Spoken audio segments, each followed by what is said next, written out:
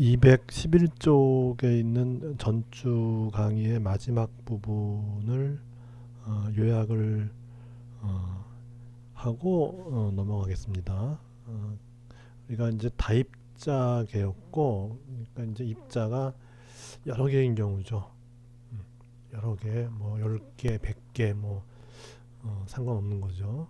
그렇게 했을 때 그 입자들의 질량 중심을 우리가 알 수 있죠. 앞에서 했던 그 방법에 의해서 각각의 입자의 위치가 있으니까 그 입자의 위치와 질량을 알 경우에 그것들을 다 더해서 우리가 그 위치를 알 수 있고, 그리고 그 운동량도 알 수 있죠.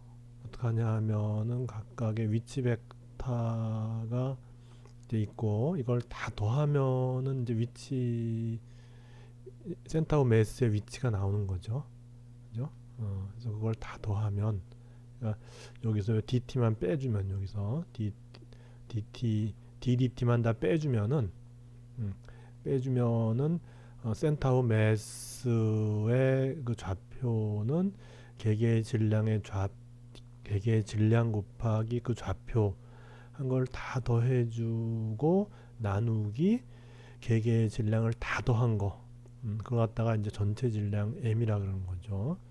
라지 m이라고 하는 거는 개개의 질량을 다 더해준 거죠.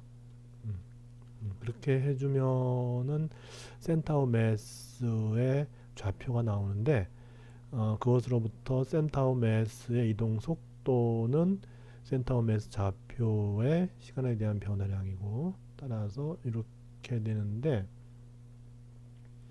이거는 결국은 이제 이런 형태가 되는데, 요거는 개개 입자의 선운동량이 되는 거죠. 그죠? 개별 입자의 선운동량이 되는 것이고, 개별 입자의 선운동량을 다 더했어요. 그렇게 되면 그것이 이제 전체 입자 전체의 선운동량이 되는 거예요. 그래서 이제 P 토탈 이렇게 했고, 그 입자 전체의 선운동량은 뭐와 같은가 하면 전체 질량 곱하기 센터 오브 매스의 속도죠. 그죠? 그래서 이제 여러 개의 입자들로 구성된 개에서 센터 오브 매스의 속도라는 새로운 물리량이 등장하게 되고, 그것이 때에 따라서는 매우 중요한 그런 물리량으로 우리가 가지고 있게 되는 것이고, 그래서 그 센터 오브 매스의 속도에다가 전체 질량을 곱해주면은 바로 그거는 입자 하나하나의 운동량을 다 더해준 전체 입자들의 운동량 벡터가 된다 하는 것이고, 그리고 센터 오브 매스의 속도가 정의됐으면 뭐 가속도도 한번 해봄직하죠. 그래서 가속도라고 하는 건 센터 오브 매스의 시간에 대한 변화량이니까 또 이렇게 되고, 여기 이제 VI가 있는 것이고, 그죠?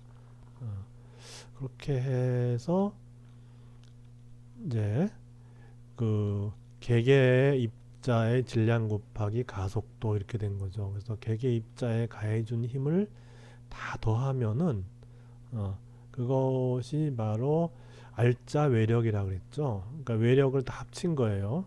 모든 이제 개에 있는 입자에 가해진 모든 외력을 다 합친 거, 그걸 갖다 이제 알짜 외력이다. 그래서 앞에서 이렇게만 썼어요, 그죠? 근데 뭐 아이는 여간에 뭐 써도 좋고 안 써도 좋고, 이, 이 책에서는 요걸 뺐죠, 이렇게. 뭐 상관없어요. 하여튼 다 더한 거예요. 그러니까 입자 하나하나에 가해진 개별적인 외력을 다 더한 거예요. 그러니까 이게 이제 입자에 가해지는 입자 i에 가해지는 외력이 되는 거죠. 그죠? 입자 i 번째 입자에 가해지는 외력이 되는 거고, 그걸 다 더했을 때 이제 우리는 알짜 외력이다 해서 앞에서도 썼고, 그때 요 서메이션만 썼죠. i는 보통 안 쓰는데, 하여튼 뭐 이제 이렇게 책에 있는 대로는 이렇게 i를 빼고 이렇게 쓰면 되죠. 그래서 알짜 외력은 뭐냐 하면은 전체 질량 곱하기 센터 오브 매스의 가속도다. 이렇게 되는 것이었죠.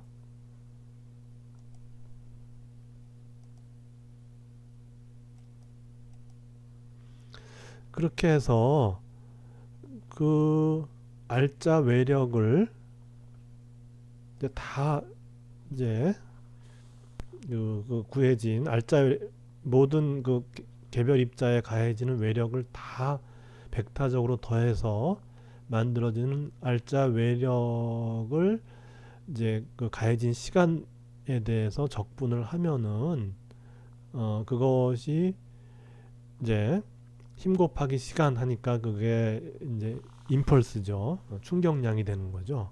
그래서 그것이 충격량이 어떻게 이제 정해지는지를 여기서 이제 볼 수 있죠. 그러면 알짜 외력이라고 하는 것은 전체 질량 곱하기 센터 오브 매스의 가속도고, 근데 이 센터 오브 매스의 가속도는 센터 오브 매스의 속도의 시간에 대한 변화량 이렇게 된 것이고, 그래서 여기서 이제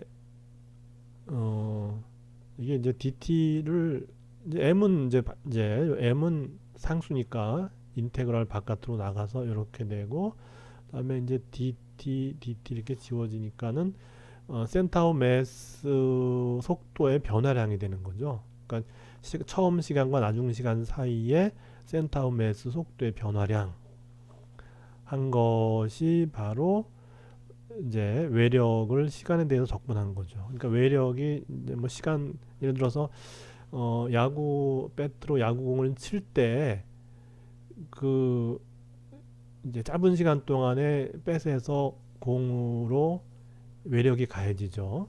보통 이제 그런 짧은 시간이 이제 많이 인용이 되곤 하죠. 그래서 그 시간 동안의 외력을 적분한 거예요. 그렇게 해서 얻어지는 공이 이제 그 날라오다가 반대편으로 이제 튕겨져 나가잖아요. 그렇게 해서 생긴 그 센터 오브 매스의 속도의 변화량이 생기고, 거기에다가 전체 질량을 곱해주면은 바로 이거는 외력에 의한 임펄스, 즉 충격량에 의해서 생긴 개의 그 센터 오브 매스의 운동량, 그러니까 전체 질량 곱하기 센터 오브 매스의 속도의 변화량이니까 결국 센터 오브 매스 운동량의 변화량이 되는 거죠. 이렇게. 그래서 요거를 갖다가 이제 우리는 이제 요거를 갖다가 개 전체의 운동량, 이거죠. 이것이 되고, 이것이 이제 개에 가해지는 충격량 벡터 이렇게 되는 거죠. 요 부분이에요. 이렇게 쓸 수 있는 거예요. 그래서 만약에 이제 알짜 외력이 0인 경우, 그러니까 뭐 외력이 가해지지 않았다거나 아예 가해지지 않았다거나, 또는 외력이 두 개가 있는데 서로 크기는 같고 방향이 정반대 방향으로 가해졌어요. 그렇게 되면은 알짜 외력은 0이죠. 개별적으로 봐서는 존재하지만은 여기서 이제 말하고자 하는 거는 그런 개별적인 외력의 벡터 합이니까, 그래서 두 개의 벡터가 서로 크기는 같으면서 방향이 정반대인 이제 외력을 만든다면은 그 알짜 외력은 0이 되죠. 그렇게 해서 그것이 0이라는 얘기는 바로 전체 질량 곱하기 센터 오브 매스의 가속도가 0이라는 얘기니까 센터 오브 매스의 속도는 일정하게 유지가 되는 거죠. 그죠? 센터 오브 매스의 속도가 일정하게 유지되는 것이고, 센터 오브 매스의 속도가 일정하게 유지된다는 얘기는 개의 전체 운동량도 일정하게 유지된다. 그래서 개의 전체 운동량이 보존된다. 어느 경우에 알짜 외력이 0인 경우에. 그렇게 되면은 개의 운동량이 일정하니까 개의 운동량의 변화량은 0이다 하는 거예요. 알짜 외력이 0인 경우.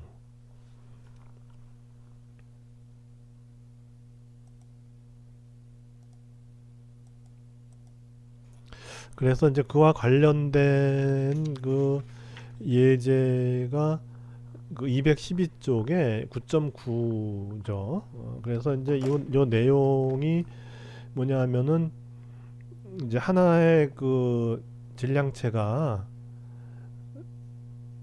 이제 발사가 됐어요. 발사가 돼서 이제 어느 높이에 도달했어. 1000m에 도달했어요. 1000m 1000m에 도달했을 때 속도가 윗방향으로 300m/s, 그러니까 올라가는 방향으로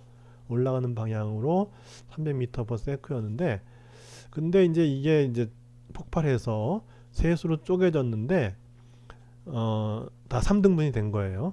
그죠? 3등분으로 쪼개졌다. 이렇게 같은 질량을 가진 세 개의 조각으로 나누어서 첫 번째 조각은 계속 올라가는 거예요. 450m/s로 같은 방향으로 계속 올라가는 거예요. 그다음에 두 번째 조각은 동쪽이라는 얘기는 여기는 이제 이렇게 된 거죠. 이게 쭉 올라가는 거니까 이게 쭉 올라가요. 쭉 올라가는 거에 대해서 동쪽은 이렇게 보면 돼요. 이렇게.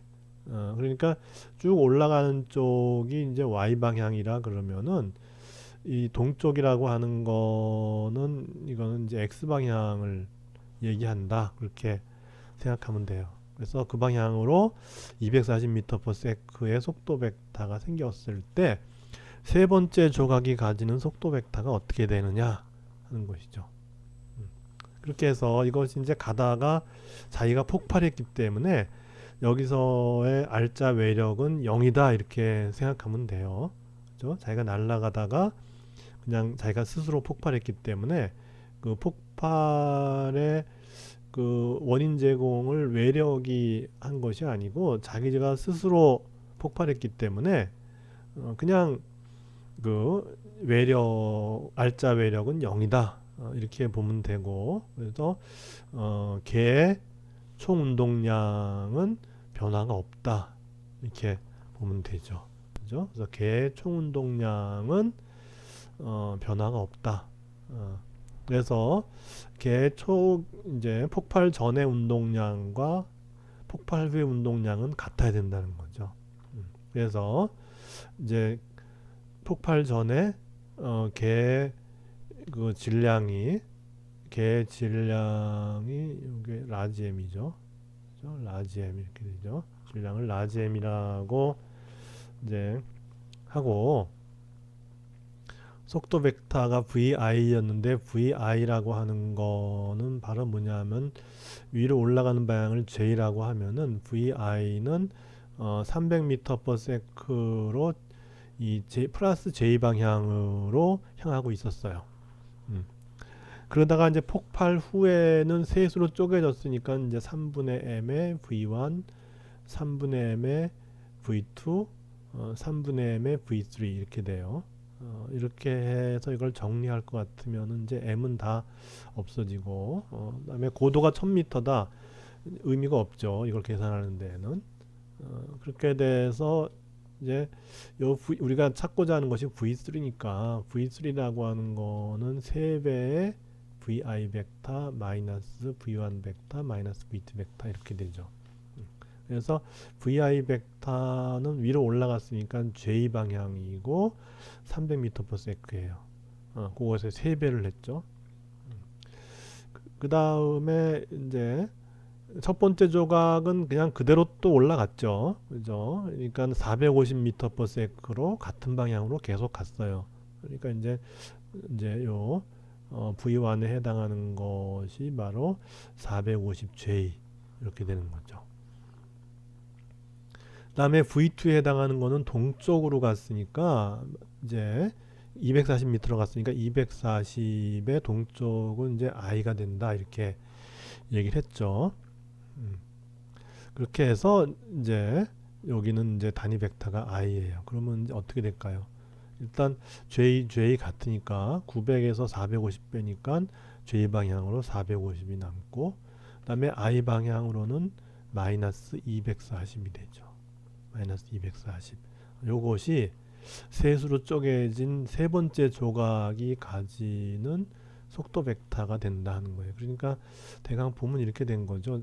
이제 세 조각이 있는데 하나가 이게 이제 폭발하니까 한 조각은 같은 방향으로 계속해서 450으로 같은 방향으로 계속 가는 것이고, 또 하나의 조각은 이제 동쪽 I 방향으로 240으로 간 거고, 세 번째 조각은 어떻게 되냐면은 마이너스 240이에요. 그러니까 x는 마이너스 240이고 y는 450이죠. 450.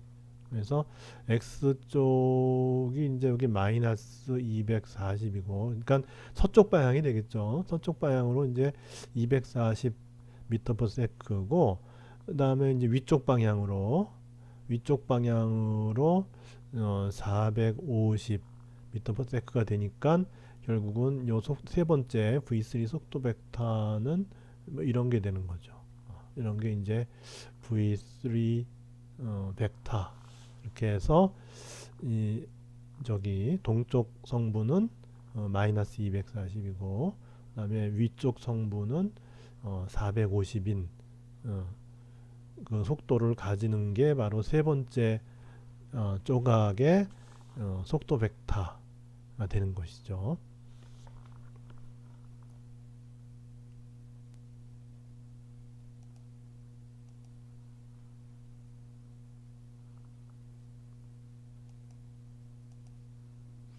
그래서 거기 이제 9.8 변형 가능한 개인데, 이제 이거는 어떤 건가 하면은 이제 거기 설명이 213쪽하고 214쪽에 걸쳐서 있는데, 우리가 앞에서 이제 어떤 힘에 의해서 힘이 개에 작용해서 이제 일을 해줬어요. 그래서 여기 힘이 개에 가해져 갖고서 그것이 일을 하는데, 뭐 일정한 힘이라고 보고, 일정한 힘이 가해져서 이제 델타 R만큼 일을 해줬어. 이제 델타 R만큼 이동을 시켰어요. 그렇게 했을 때 그 힘이 가해준 일이 바로 이제 W고, 그리고 이 힘에 의해서 물체가 속도가 생겼다면은 그것은 운동 에너지를 가지죠. 그래서 델타 K. 그래서 그 힘이 델타 R 이동하는 동안에 계속 일을 해줘서, 그러니까 델타 R만큼 이동하는 동안에 계속 힘이 일을 해준 거예요. 그렇게 되었을 때 그 힘은 W만큼의 일을 하고, 그 물체는 그 일을 받아서 운동 에너지가 변화한다. 이렇게 이제 얘기를 했어요. 그런데 이제 이런 경우 생각해 봅시다. 이제 요 스케이트보드를 탄 사람이 벽에 서 있으면서 벽을 갖다 이렇게 밀었어요. 밀게 되면은 벽은 그 사람한테 수직항력을 가하죠. 그죠? 벽은 사람한테 수직항력을 가해요. 그래서 이제 그게 F예요. 그런데 벽이 계속 그러니까 수직항력을 가했고, 사람은 어떻게 됐냐 하면은 뒤로 물러서면서 속도가 생기니까는 사람은 운동 에너지가 생긴 거죠. 그죠? 그러니까 벽의 수직항력에 의해서 사람은 운동 에너지가 생겼는데, 그러면 그 벽이 사람한테 가해준 수직항력이 일을 했냐 하는 그런 이제 문제를 생각해 보자는 거죠. 그래서 수직항력이 사람의 운동량을 변화시킨 건 맞아요. 그죠? 이게 수직항력이 사람한테 짧은 시간 동안 가해져서 사람은 속도가 변했죠. 정지해 있다가 이제 속도를 가지고 벽으로부터 멀어지잖아요. 그러니까 속도가 변했어요. 즉 운동량이 변했어요. 즉 이제 사람한테 벽이 충격을 가한 거죠. 그래서 여기까지는 이제 이해를 했는데, 에너지 면에서 한번 이해를 해보고자 하니까는 결국 속도가 변했으면은 운동 에너지가 생겼는데, 그러면 우리가 이제 벽이 힘을 가했으니까 벽이 힘을 가한 거에다가 이제 그 힘을 가한 거리를 이제 우리가 알고 있으면은 이제 벽이 사람한테 한 일이 있을 것이다 이렇게 생각을 하려고 했는데 가만히 생각해 보니까 벽은 움직이질 않잖아요. 그러니까 사람을 따라오면서 계속 힘을 사람을 델타할 만큼 따라오면서 계속 힘을 가해야지만이 벽이 사람한테 일을 한 것이고 그랬을 때 아 사람의 운동 에너지 변화는 벽이 사람에 해준 일이다 이렇게 하려고 했는데 벽은 그 자리에 가만히 있잖아요. 그러니까 벽은 짧은 시간 동안에 충격량을 가해서 사람의 운동량을 변화시키기는 했지만은 이 벽이 이, 이 델타 할 동안에 계속 힘을 가한 것이 아니기 때문에 이 벽은 사람한테 일을 한 게 아니에요. 그죠? 그러니까 벽이 사람한테 힘을 가하긴 했지만은 그 힘에 의해서 행해진 일은 0인 거예요. 즉 F월에 의해서 F월 요게 F월이라 그러면 F월에 의해서 행해진 일은 0인 거예요. 그런데 운동량의 변화는 생겼어요. 그렇게 되면 더 이상 지금 같은 상황에서는 이와 같은 관계의식이 성립하지는 않죠. 그죠? 그러면 도대체 그 사람의 운동 에너지는 도대체 어디서 생겼냐? 그거는 사람의 포텐셜 에너지가 변했기 때문에 그래요. 그런데 우리가 이제까지 이제 포텐셜 에너지 하면은 무조건 중력을 생각해서 중력으로부터 높이 올라와 있으면은 뭐 여기 H만큼 올라와 있으면 포텐셜 에너지가 mg H만큼 변했고 이것이 내려가면은 그 내려간 만큼 포텐셜 에너지가 줄어들었다 뭐 이런 것만 이제 생각을 했잖아요. 근데 포텐셜 에너지라고 하는 거는 그 포텐셜이라는 말이 암시하듯이 잠재적인 에너지예요. 그래서 꼭 위치에 관계되는 것만이 포텐셜이 아니고 사람의 그 이제 운동 상태 그러니까 이 사람이 벽으로부터 멀어질 때 상황을 한번 생각해 보면은 사람이 벽에 붙었을 때 이제 팔을 갖다 움츠리고 있죠. 움츠리고 있다가 팔을 갖다가 피면서 사람이 뒤로 멀어지는 거잖아요. 그죠? 그러니까 그때 사람에게서 이제 생겨난 변화는 뭐냐면 사람의 팔이 움츠려 있다가 펴진 거예요. 그렇게 했을 때 움츠려 있을 때 사람의 포텐셜 에너지는 높은 상태에 있었고 팔을 폈을 때 사람의 포텐셜 에너지는 낮아지는 거예요. 그렇게 되면 포텐셜 에너지의 변화가 생겼죠. 그죠? 그거만큼 사람이 운동 에너지가 생긴 거죠. 그래서 사람의 포텐셜 에너지가 낮아지는 것만큼 사람의 운동 에너지가 커져서 그렇게 이제 그 사람의 속도가 생겼다 이렇게 되는 거죠. 그러면 사람의 포텐셜 에너지는 어떻게 생긴 거죠? 포텐셜 에너지 변화는 어떻게 된 거죠? 팔이 굽어졌다가 펴진 거잖아요. 그래서 그 개 형태가 변형된 거죠. 그죠? 그래서 그 이제 우리가 변형 가능한 개 이렇게 얘기한 거예요. 그러니까 변형에 의해서 포텐셜 에너지가 변화한 거예요. 그리고 그 포텐셜 에너지 변화가 운동 에너지로 가서 사람이 이제 속도가 생겼다 이렇게 이해를 하면 되죠. 그래서 이와 같은 것에 대한 뭐 또 다른 예를 생각해 보면은 요즘에 우리 그 저기 음식 배달 같은 거 많이 이렇게 하는 경우가 있죠.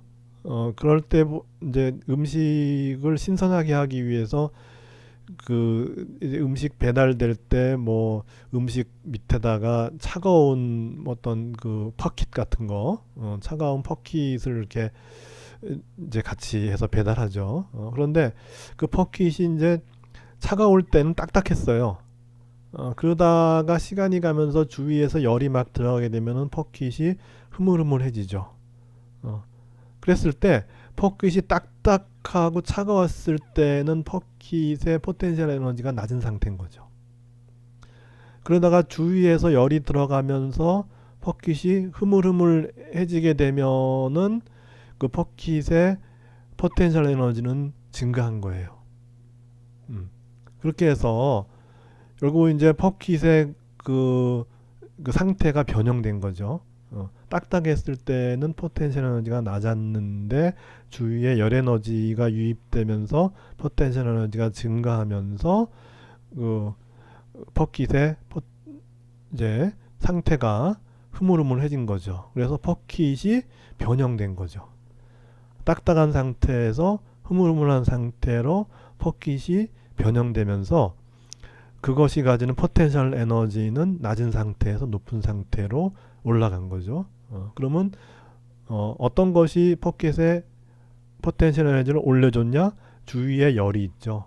주위에 열이 계속해서 그 퍼킷에 유입되면서 퍼킷의 포텐셜 에너지가 증가하면서 퍼킷은 단단한 상태에서 흐물흐물한 상태로 변하는 이제 그런 그 이제 상황이 되는 거죠. 그래서 개의 형태를 변형시키면서 이 포텐셜 에너지의 변화가 가능하고 그 일부를 우리가 이제 이용해서 운동 에너지를 변형시킬 수 있다.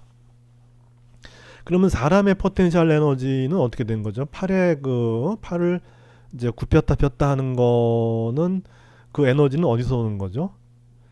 그 사람의 근육에 이제 포텐셜 에너지가 들어 있는 거죠. 그래서 사람의 근육에 있는 포텐셜 에너지는 어디서 오느냐? 우리가 하루에 식사를 하니까 식사를 해서 에너지를 이제 얻어서 그 팔의 근육의 포텐셜 에너지를 가지고 있는 거죠. 그렇게 가지고 있다가 팔을 갖다 굽혔다 핌으로써 그 포텐셜 에너지를 소비하는 거죠. 그렇게 해서 그 소비된 포텐셜 에너지, 즉 줄어든 포텐셜 에너지만큼 이제 운동 에너지가 증가하는 그런 그 상태가 된다. 이렇게 설명을 할 수가 있는 것이죠.